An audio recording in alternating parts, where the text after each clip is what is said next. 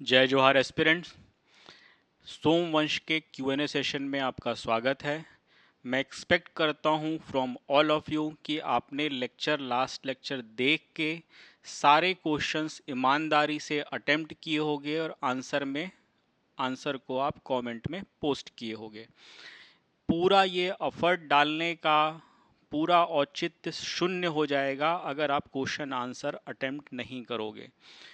अगर आप पहले से पढ़ के रखे हो, बहुत टाइम से प्रिपेयर कर रहे हो, तो briefly it will take 3-4 minutes ये क्वेश्चन अटेम्प्ट करने में।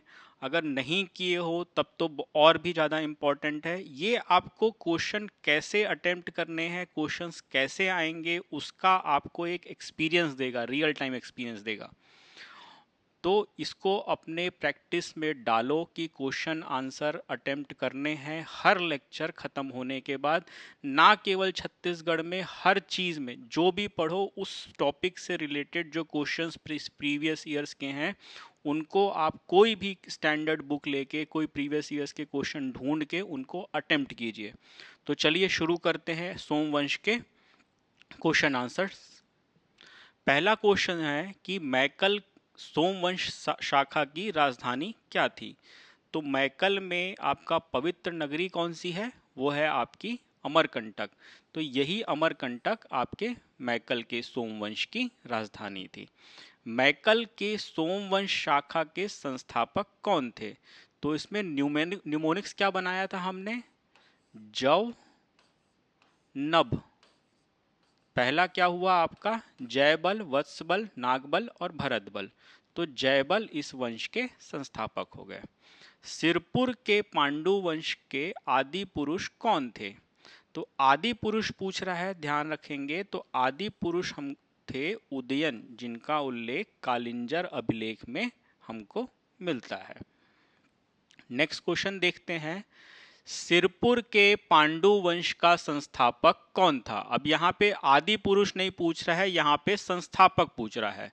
तो संस्थापक आपको मिलेगा इंद्रबल या भरतबल। ओके, संस्थापक हो गए इंद्रबल। पांचवा क्वेश्चन है, सिरपुर शाखा के शासक किस धर्म के उपासक थे? तो इन्होंने उपाधि कौन सी धारण की थी? इन्होंने उपाधि धारण की थी परम भागवत की, जो अपने आप में दर्शाता है कि ये भागवत या वैष्णव धर्म के उपासक थे। इस वंश में एकमात्र शासक मिलेंगे आपको महाशिवगुप्त बालार्जुन, जो आपके वैष्णव धर्म नहीं बल्कि शैव धर्म के उपासक थे। तो आपके मोस्टली शासक किस धर्म के उपासक थे? वैष्णव धर्म के। इंद्रबल की पत्नी कौन थी? अब ये वही आपका डिस्प्यूटेड टॉपिक है कि क्या है कैसा है। तो इंद्रबल भरतबल एक आदमी थे जिनका एक शरभपुरी राजकुमारी लोक प्रकाशा से विवाह हुआ था। तो आपका हो जाएगा ऑप्शन बी। वास्ता देवी का विवाह हर्षगुप्त से हुआ था। द्रोण भट्टारिका जो कि संभवतः वत्सराज या वत्सबल उनकी पत्नी थी। इंद्र भट्टारिका थी नागबल की पत्नी। नेक्स्ट क्वेश्चन देखते हैं कि अड़भार ताम्रपत्र किस शासक से संबंधित है? इंद्रबल। इंद्रबल का तो नहीं है, इंद्रबल का मलगा ताम्रपत्र है जो कि बिलासपुर से प्राप्त हुआ। आपका तीवर देव, तीवर देव के बोडा, राजिम और बालोद से ताम्रपत्र प्राप्त हुए हैं। बालार्जुन के भी बहुत सारे प्राप्त हुए हैं। सिरपुर से 22 ठो हुए हैं, बोडा से भी हुआ है। अड़भार ताम्रपत्र जो कि शक्ति से प्राप्त हुआ है, ये आपके नन्नराज द्वितीय का है। नन्नराज द्वितीय, जिसमें उसको अति योग्य पिता का अति योग्य पुत्र बताया है और भगवान श्री कृष्ण के पुत्र प्रद्युम्न जैसा, श्री कृष्ण तीवर देव जैसे और तीवर देव श्री कृष्ण जैसे और नन्नराज द्वितीय उनके पुत्र प्रद्युम्न जैसा। सेनक पाठ अभिलेख, सेनक पाठ अभिलेख किस शासक से संबंधित है? तो ये संबंधित तो अगर बोला जाए तो दो शासकों से है। किन, कैसे? नन्नराज द्वितीय के सामंत जो थे आपके कौन? देवरक्षित, उसका उल्लेख है, लेकिन जारी किया गया था महाशिवगुप्त बालार्जुन थे। तो मुख्य रूप से ये है महाशिवगुप्त बालार्जुन का, इसलिए उसका पकड़ के चलेंगे। इसमें आपके पांडु वंश के सामंतों की 3 पीढ़ियों का उल्लेख है, शिवरक्षित, देवरक्षित और दुर्गरक्षित। देव रक्षित नन्नराज द्वितीय का सहयोग करते हैं इनके साम्राज्य विस्तार में, जो कि साम्राज्य विस्तार हो जाता है महाराष्ट्र की वर्धा नदी तक। तो उनका भी उल्लेख है, लेकिन मुख्य रूप से संबंधित या जारी किया गया है महाशिवगुप्त बालार्जुन ने, इसलिए ऑप्शन आप ए पिक करोगे। इसीलिए बोल रहा हूं कि क्वेश्चन आंसर लगाओ, कि ऐसे क्वेश्चन मिलेंगे तो कैसे आंसर करना है। ठीक है। खरौद स्थित लक्ष्मणेश्वर मंदिर का निर्माण किसने कराया था? तो खरौद में लक्ष्मणेश्वर मंदिर है आपका, भगवान शिव को समर्पित। इसका निर्माण कराएंगे आपके ईशान देव। ईशान देव किसके शासन काल में हुआ? अगर पूछ देता तो क्या आंसर करते? इंद्रबल के शासन काल में इसका निर्माण हुआ था, लेकिन निर्माण कराया था ईशान देव ने। भगवान शिव को समर्पित मंदिर है, लाखा चाउर मंदिर भी इसको कहा जाता है। लक्ष्मण मंदिर सिरपुर, सिरपुर आ गया अभी वाला, ये भगवान विष्णु को समर्पित मंदिर है। इसका निर्माण कार्य किसने पूर्ण कराया गया था? क्वेश्चन एकदम ध्यान से देखो, किसने कराया था नहीं पूछ रहा है, किसने पूर्ण कराया था पूछ रहा है। ऑप्शन में आपको वास्ता देवी भी मिल रहा है, महाशिवगुप्त बालार्जुन भी मिल रहा है। दोनों ने निर्माण कराया था, लेकिन पूर्ण कराया था आपके महाशिवगुप्त बालार्जुन ने, इसलिए ऑप्शन ए हो जाएगा बालार्जुन। नेक्स्ट क्वेश्चन, लक्ष्मण मंदिर की प्रशस्ति के रचयिता कौन थे? तो कौन थे? आपके ईशान कवि, जो कि बाणभट्ट के घनिष्ठ मित्र भी थे। लक्ष्मण मंदिर किस देवता को समर्पित है? लक्ष्मण मंदिर कहाँ पे स्थित है? लक्ष्मण मंदिर, लक्ष्मण मंदिर ये हो गया सिरपुर वाला। स्वर साउंड आ गया तो वो हो गया खरौद वाला, और वो शंकर भगवान का हो जाएगा। ये हो जाएगा भगवान विष्णु को समर्पित आपका लक्ष्मण मंदिर, जिसका निर्माण वास्ता देवी एवं महाशिवगुप्त बालार्जुन ने किया था, एवं ईशान कवि ने यहाँ पे प्रशस्ति रचना की थी। तीवर देव ने कौन सी उपाधियां धारण की? तो तीवर देव की उपाधि कौन सी मिलेगी आपको? सबसे पहले इसी ने एक उपाधि धारण की थी, सकल कोसलाधिपति की उपाधि धारण की थी महाशिव तीवर देव ने।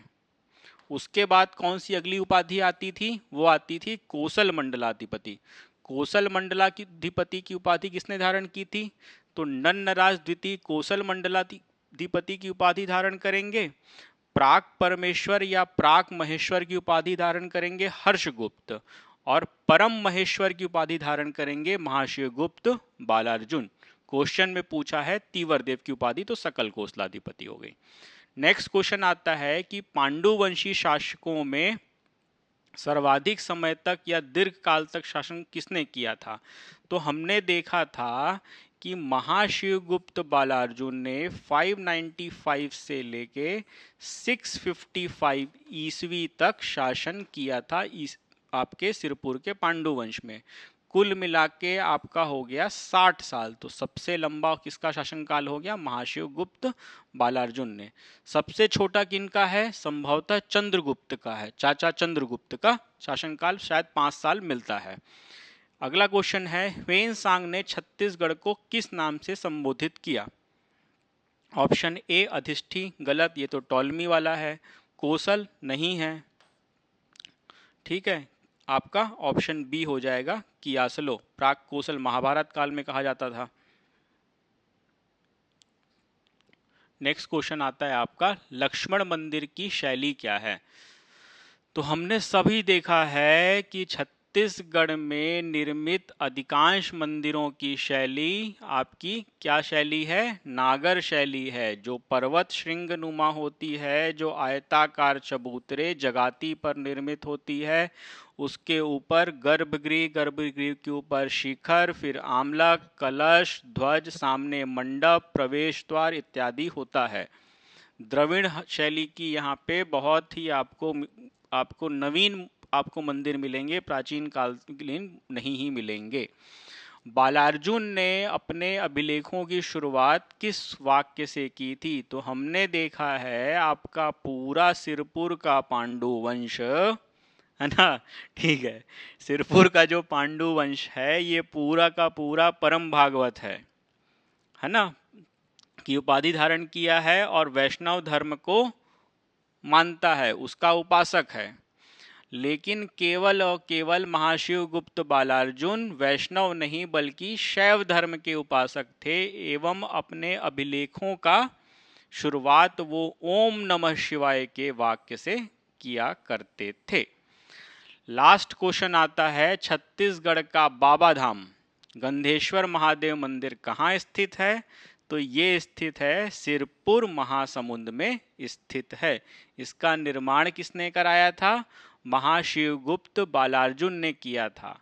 और इसके शिवलिंग की स्थापना किसने की थी? ऐसी आपकी किंवदंती है कि राक्षस बाणासुर ने इस आपके गंधेश्वर महादेव के शिवलिंग की स्थापना की थी काशी से लाकर, जिससे तुलसी के पत्तों की खुशबू आती है।